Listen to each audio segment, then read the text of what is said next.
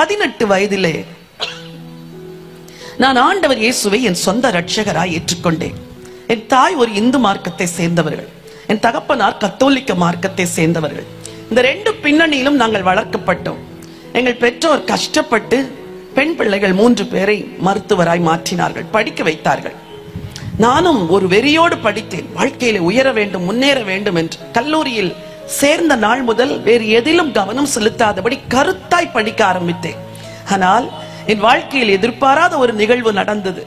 முதலாம் ஆண்டு ஒரு பாடத்திலே 1 மார்க் வித்தியாசத்திலே தோற்று போய்விட்டேன். ஐயோ, அந்த தோல்வி என் வாழ்க்கையை உடைத்து சுக்கு நூறாக்கி விட்டது. ஸ்கூல்ல டாப்பர், கிளாஸ்ல டாப்பர், எல்லாத்திலுமே டாப்பரா இருந்துட்டு காலேஜ்ல எனக்கு ஏன் இந்த தோல்வி? அந்த இள வயதுல 18 வயதில் என்னால் தோல்வியை தாங்க முடியவில்லை. அப்ப நினைச்சேன், இனிமே நம்ம இந்த உலகத்துல இருக்கக்கூடாது. தெரியல, அந்த எண்ணத்தை கொடுத்தது கூட பிசாசு தான். ஏனெனில் அழியாத வாழ்வுக்கு நான் வந்துவிட போகிறேனோ என்று அவன் என்னை அந்த 18 வயதிலேயே தூண்டினான். தவறான முடிவை எடு எடு எடு என்று.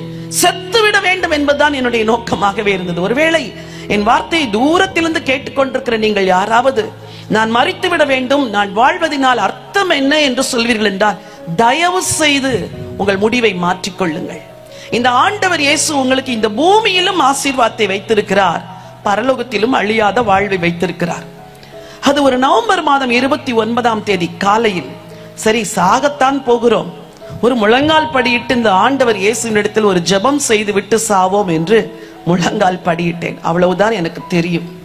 ஏனெனில் நான் கத்தோலிக்க பின்னணியிலும் வளர்க்கப்பட்டதினாலே எனக்கு ஆண்டவரை குறித்து அறிவு இருந்தது. முழங்கால் படியிட்ட கொஞ்ச நேரத்திலே கல்வாரி தரிசனத்தை ஆண்டவர் காண்பித்தார். சிலுவையிலே கிறிஸ்து தொங்குவதை நான் பார்த்தேன்.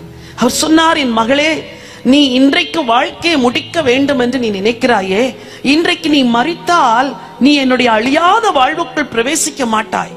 நான் உன்னை நேசிக்கிறேன், உன் வாழ்க்கை குறித்து பெரிய திட்டங்களை வைத்திருக்கிறேன். ஆகவே உன்னை சந்திக்க இன்று வந்தேன்.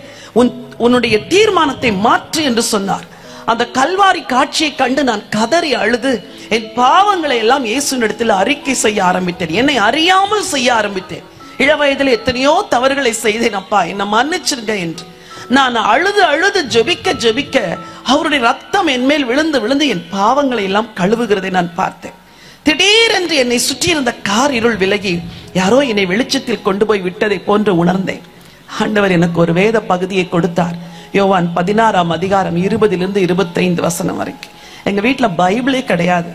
நான் அங்கேயும் இங்கேயும் ஓடி போய் தேடி ஏதோ ஒரு கிழிந்து போன புதிய ஏற்பாட்டை எடுத்து அந்த வேத பகுதியை படிக்க ஆரம்பித்தேன். இதுவரைக்கும் நீங்கள் என் நாமத்தினாலே ஒன்றும் கேட்கவில்லை, கேளுங்கள், அப்பொழுது உங்கள் சந்தோஷம் நிறைவா இருக்கும்படி பெற்றுக்கொள்வீர்கள் என்று சொல்லி அனுப்பினார். அன்றைக்கு நான் ஆண்டவரை பற்றி கொண்டேன். அப்பா, இனிமேல் நான் என் வாழ்க்கையை முடிக்க தீர்மானிக்க மாட்டேன், நான் உமக்காக வாழுவேன். ஆண்டவர் சொன்னார், நீ நரகத்திற்கு போகக்கூடாது, அழியாத பரலோகத்திற்கு நீ வர வேண்டும் என்று உனக்கு தரிசனமானேன். இன்றைக்கு உனக்கு அழியாத வாழ்வை தருகிறேன், என்னை பின்பற்று என்று சொன்னார். அன்றைக்கு இயேசுவை பின்பற்ற துவங்கின நான் இன்று வரைக்கும் அந்த ஆண்டவரை பின்பற்றி கொண்டிருக்கிறேன். ஹல்லேலூயா.